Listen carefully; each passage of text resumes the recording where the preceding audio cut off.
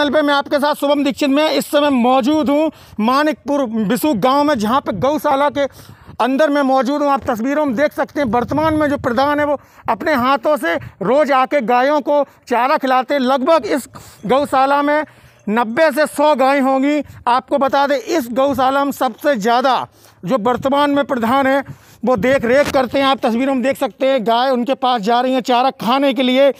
लगातार जो पूर्व में प्रधान रहे हैं, कहीं ना कहीं गांव वाले उनसे नाराज़ हैं कि यही वो ज़मीन है। सूत्रों से जानकारी लगी है कि यही वो ज़मीन है जहां पे लगभग 100 से 150 गायों को गाड़ दिया गया है। लगभग लगातार अब यहाँ पे 90 से 100 गाय हैं जो कि देख रेख में वर्तमान में जो प्रधान है। आप तस्वीरों में देख सकते हैं साफ साफ गाय को अपने हाथों से खाना और ये हम भूसा खिलाते हैं, पर डे आके देख रेख करते हैं। और इनके अंडर में जो 6 लड़के यहाँ पे परमानेंट रहते हैं, कोई भी तकलीफ़ गाय को ना हो वो जगह आप देख सकते हैं रेलिंग है, वहाँ पे गायों के लिए खाने की व्यवस्था की जाती है। और वो आप सामने तस्वीरों में देख सकते हैं वो तालाब है छोटा सा, वो गाय वगैरह वहाँ पे पानी भी पीती हैं। आप चारों तरफ मैं कैमरामैन से कहूँगा घुमा दें और तस्वीरों को ये सब नज़ारा दिखा दें। बीचों बीच ये जंगल में बना है गौशाला। यहाँ पे वर्तमान में जो प्रधान है वो लगातार बहुत ही नेक अच्छा कार्य कर रहे हैं। हमारे साथ मौजूद हैं बातचीत करने के लिए वर्तमान में प्रधान, हम उनसे बात करेंगे। प्रधान जी क्या कहना चाहेंगे, आप यहाँ पे कब से आते हैं और लगभग कितने सालों से यहाँ पे करते हैं सेवा? अभी हमको 1-1.5 महीना हुआ है। चार्ज तो अभी नहीं है, लेकिन इंसानियत के नाते मैंने इन गायों की तकलीफ़ हुई को देखते हुए मैंने उनसे कहा, सेक्रेटरी साहब से कहा कि मैं चार्ज ले रहा हूँ, मैं उनकी देखरेख कर रहा हूँ। मैंने अपनी इंसानियत के हिसाब से गायों की सेवा करनी शुरू कर दी। यहाँ पिछली जो सरकार रही या पिछले प्रधान रहे उनकी मौजूदगी में बहुत सारी गाय जो है वो देख रेख नहीं करते थे, ना उन्होंने देखी, ना उन्होंने चारा पानी की कोई व्यवस्था की। मतलब गाय जो है तड़प तड़प कर बिना पानी के जो है व्यवस्था के मर गई।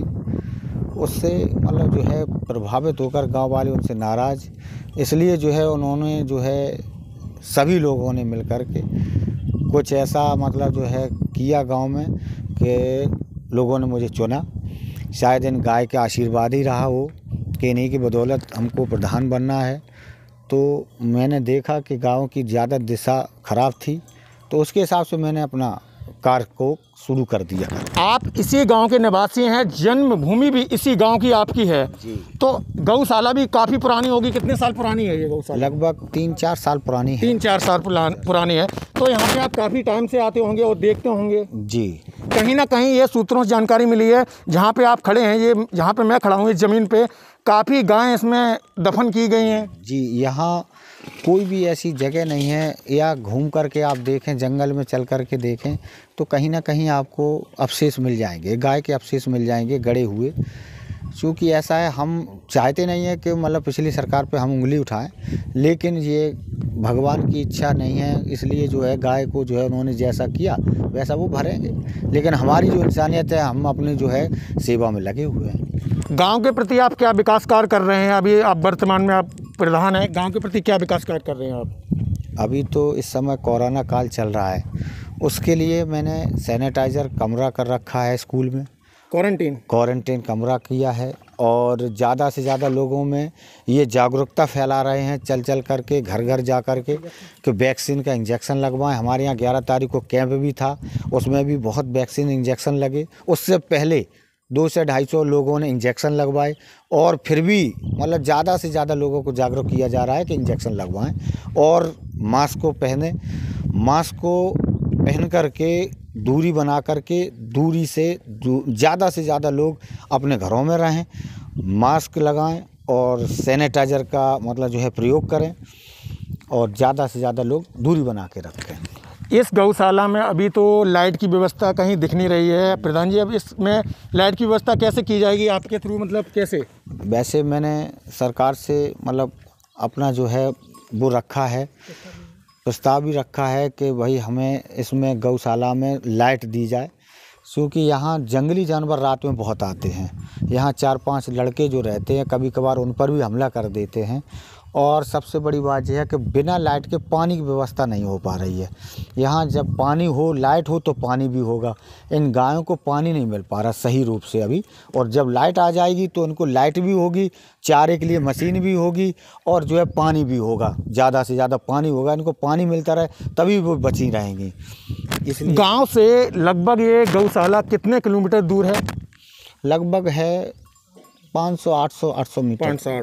500-800 किलोमीटर मीटर जो मैं चल के यहाँ आया हूँ, वहाँ रोडों की दुर्दशा काफ़ी बेकार है, रोडें नहीं बनी हैं। अरे पूर्व प्रधान के लिए हम क्या कहें क्या नहीं कहें, मतलब उन्होंने तो कभी गौशाला की तरफ देखा ही नहीं है कि गैयाँ कैसी हैं, उनको गाड़ी से देखना है या उनके लिए चारा कैसे आएगा। अभी बरसात आ रही है, जब रोड नहीं होगी तो गाड़ी भूसा की कैसे आ जाएगी इसमें। हम तो ये चाहेंगे कि पहले रोड बने।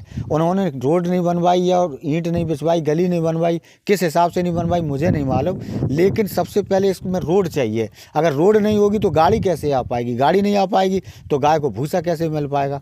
इसलिए जो है अब ये इसी स्थिति में तो देखने को मिलता है कि उन्होंने व्यवस्था की नहीं, देखी नहीं। अगर देखते तो रोड होती तो चारा पानी होता, तो गाय मरती थोड़ी। आपने देखा है कि किस प्रकार से वर्तमान में जो प्रधान है उनका साफ तौर से कहना है कि हम यहाँ पे 24 घंटे निगरानी रखते हैं, यहाँ पे 5-6 लड़के मौजूद रहते हैं, लेकिन यहाँ पे लाइट की व्यवस्था नहीं है। उन्होंने सरकार से प्रस्ताव रखा है, कहीं ना कहीं वो ये भी कह रहे हैं कि मैं अपने निजी पैसे से भी लाइट लगवा दूंगा। लेकिन सबसे बड़ा सवाल ये उठता है कि जो पूर्व में रहे प्रधान, उन्होंने क्या विकास कार्य किया है। आपको बता दें, ये गौशाला लगभग 3 से 4 साल हो चुके हैं गौशाला में, और प्रधान जो वर्तमान में जो प्रधान है जिनसे हमने अभी बात की है, उनका भी ये साफ तौर से कहना है अगर ये मिट्टी कहीं ना कहीं खुदवाई जाए तो कहीं ना कहीं गौवंश के काफ़ी सब देखने को मिलेंगे। सबसे बड़ा सवाल ये भी उठता है कि 5 साल विकास कार्य आपने गांव में क्यों नहीं किया आपके पास बजट नहीं आया सरकार का। ग्रामीण सबसे ज़्यादा नाराज़ हैं। पब्लिक लाइव न्यूज़ चैनल के लिए इटावा से शुभम दीक्षित की रिपोर्ट। क्या नाम है माता जी आपका? श्रीमती मारक श्री। किस गांव में रहती हैं आप? मानिकपुर बिसू। अच्छा, ये गौशाला कब से देख रही हैं आप? इसको देख रहे हैं 5 साल से। 5 साल से जी। इस गौशाला में क्या क्या होता है, मतलब क्या किस तरह चारा खिलाया जाता है गायों को, कौन कौन यहाँ पे देखभाल करता है? अब यहाँ पे तो भाई जैसा हुआ है वैसे ही देखते हैं, सभी लोग देखते रहे। हम क्या गांव समाज में मतलब सभी लोग देख रहे हैं कि गौशाला की व्यवस्था तो कोई सही रही नहीं। जी जी।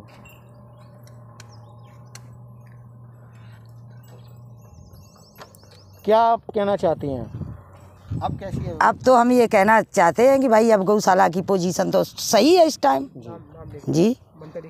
कहीं ना कहीं जो लोग हैं वो कह रहे हैं कि इस ज़मीन में काफ़ी गायों को गाड़ा गया है, जो गाय मरी हैं।